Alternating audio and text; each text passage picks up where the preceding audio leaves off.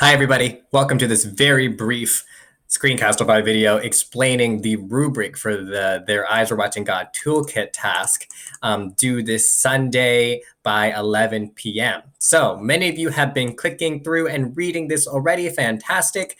It's relatively intuitive, I would hope, but let me just go ahead and clarify or re-stress some points that you either have or haven't already identified yourself. So there are 4 grading categories: claims, evidence, warrants, as you can imagine, and conventions, as per usual. Let's take a quick look at each way that these have been structured.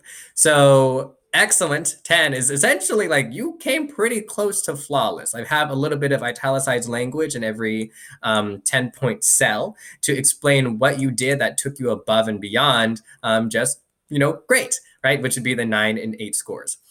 There is bolded language from each point onwards from 10 that explains why you would receive a score lower than 10.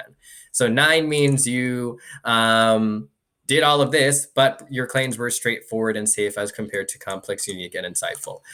If you get a 7, that means you were missing a characteristic 1. If you got a 6, you're missing 1 or 2. Depending on every claim. Maybe one of your claims was missing 1, but the rest were missing 2. Every claim is missing 2. That's why you would get a 5.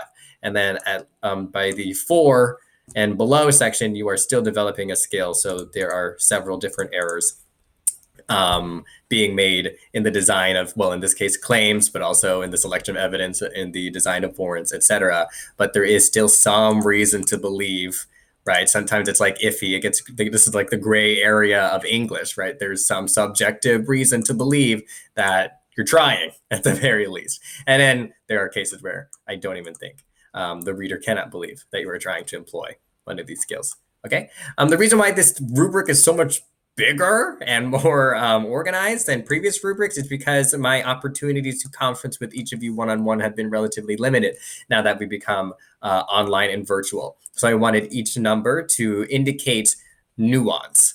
It was a challenge trying to figure out which hairs were going to be split and where were they going to be split, but I think it was done. It was done. Okay. So just quick review. Bolded language. Bolded language indicates the difference, the nuance between each score, and the underlined language identifies the characteristics necessary to present and exhibit when doing that skill. Okay, your evidence needs to be thorough, well integrated, and relevant. Same things underlined here. Warrants need to be clear, cohesive, and compelling. Same things here. Okay. One last thing about conventions. I put a little tip so that you avoid common mistakes about common splices and punctuations. And word count. If you are below the word or minute count, you are automatically getting a 1 or a 0, depending on how far you are below the word or minute count, regardless of how well you exhibit grammar skills or answer the questions. Okay, so that is the rubric. Thanks for watching.